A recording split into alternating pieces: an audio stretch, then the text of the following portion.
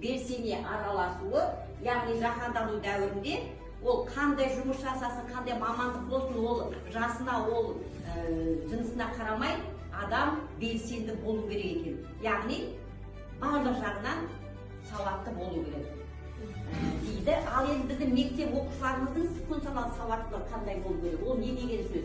Оқушының пәнді терең түсіну қабілетін дамыту, алған білімін сыныптан тыс жерде кез келген жағдайда тиімді пайдалана алу білімін қамтамасыз ету керек екен. Бұл функционалдық сауаттылықтың қызметі осы.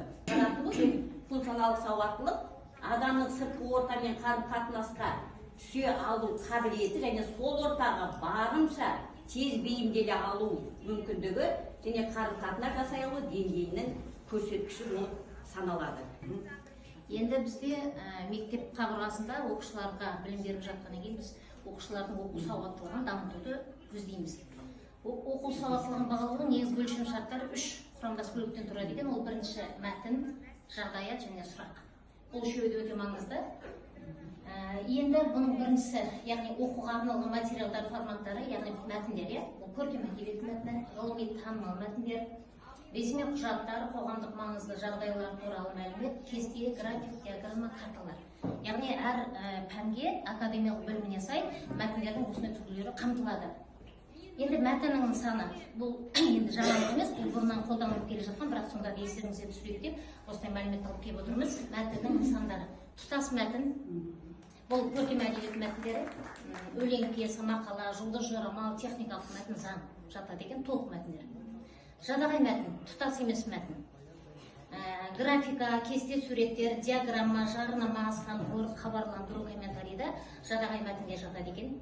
Келесі аралас мәтін, тұтас және тұтас емес мәтіндердің сипатын біріктіреді, авторлық веб парақтарда осы аралас мәтінге жатады. Және төртінші түрі құрамдас мәтін, бір тақырып, бірақ әр автордың ойы пікірі. Енді осы оқу сауаттылығының ең негізгі бөлігі бұл сұрақ.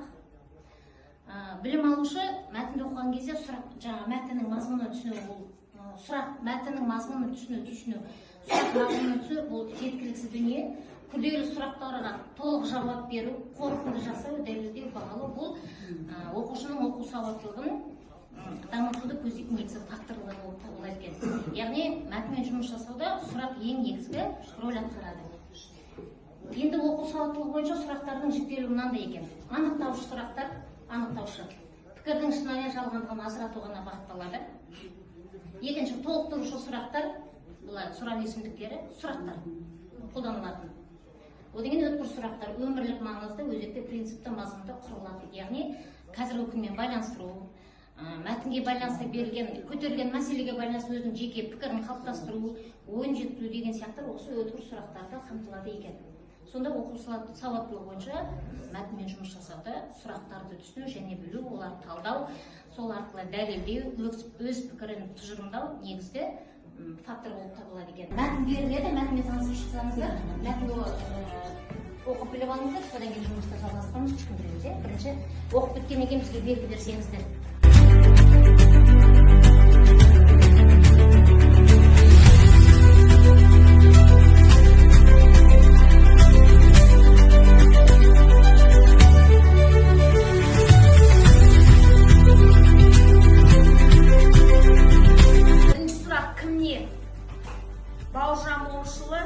Александр Бек естелігі. Кімнің кімге кімнен? Александр Бектің Бауыржан Момышұлына авторда пікірі қойған. Естелігі. Не істер едіңіз? Ар-ұят, сүйіспеншілік пен өшпенділік ара жігін ажырата аласыз ба?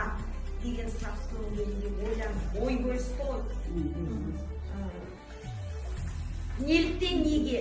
Себебі нақты өз басыңыздан өткізбегендіктен еш нәрсе сезіне алмайсыз. Мұна Александр Бек өзінше соғыс туралы жазып жатыр ғой. Шын мәнінде ол соғыстың көрмек түгіл есінде білмеген, сезбеген адам. Ал Бауыржан Момышұлы оны оқып, ойдан құрастырылған нәрсеге өзінің қарсылығын білдіріп жатыр ғой. Қалай ойлайсыз? Бұл жерде Бауыржан Момышұлының пікірі ақиқат,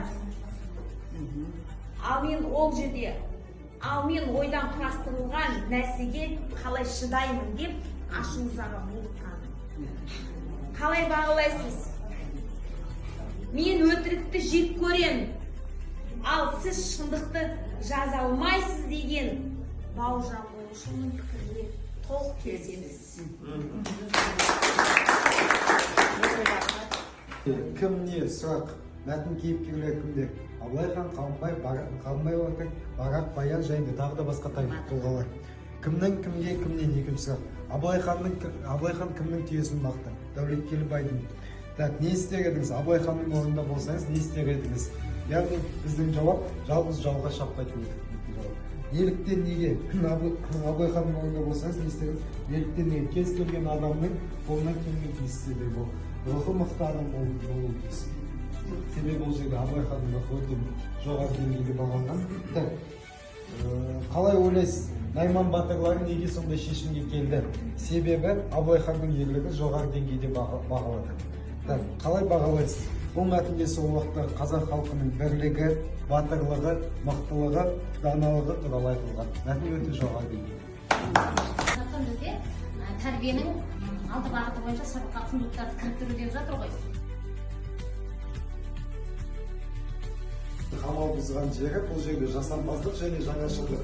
Бұл жерде біз мәтіннен алып өзімізге Дәулеткелді байдың бәйбішесін айтқан түптік. Себебі осы жерде жасампаздық және жаңашылдық көреді. Дәулеткелді байдың бәйбішесін айтқаны өзге малшыдай көрмей, оны күте көр деп айтқан екен. Осы сабалақ анық салт емес. Сыйлап ұстай көр, қасиеті болып бір нәрсеге ұшырап жүрмейді деп сабалақ, яғни Абылайхан туралы айтқан екен. Бұл жерде сол жаңашылдық көріп тұрды Дәулеткелді байдың бәйбішесінен.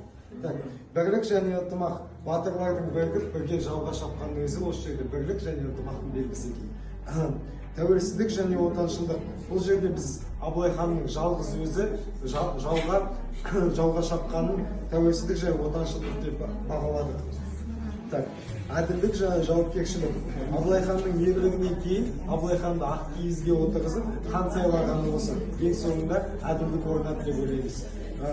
Еңбекқорлық және кәсіби біліктілік.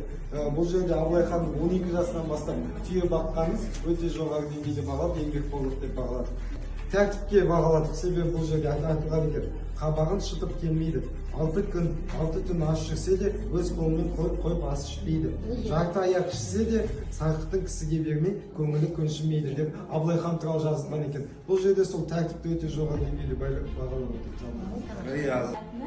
Бұл жерде жасампаздық пен жаңашылдықты біз қалмақтардың соғыс стратегиясын айтар едік. Олар қалмақтар шеп құрып, айналасын қорған қылып, жайнатып жасап кеткен және қыз қырқынға қызықтыру үшін жаңағы қыздарды қамалдың сыртына қойып қойған. Солайша жаңағы қазақтарға өздерінің жаңашылдықты соғыс стратегиясы болған.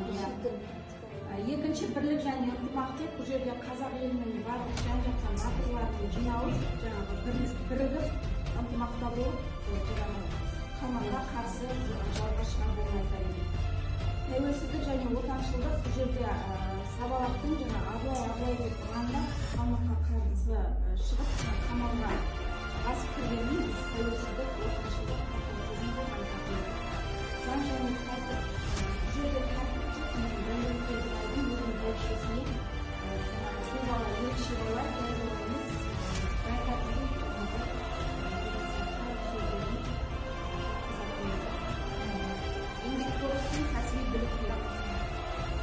Абылайханның ойлағаны ақшылы,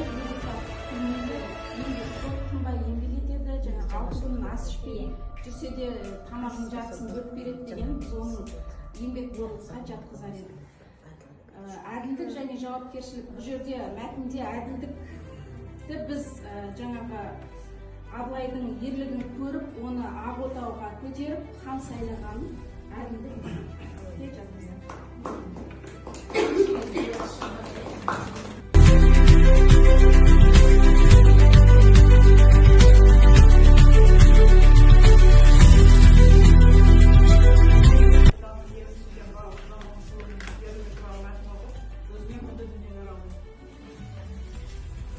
Соңғы сөзімізде осы сөздерменен бітірсек тұрмыз. Бірлігіміз жарасқан, болашақ үміт артқан, отанымыздың құндылығын бойына дарытқан саналы мұрагерлерімізді тәрбиелеуде тынбай еңбек ете беріңіздер. Білгенімізді, бөлісіп білмегенімізді алып, бірге осы болашаққа сізді жеткізетін мұрагерлеріміз тәрбиелейміз. Рахмет. Sizlerге de korku, жоғары деңгейде өтті.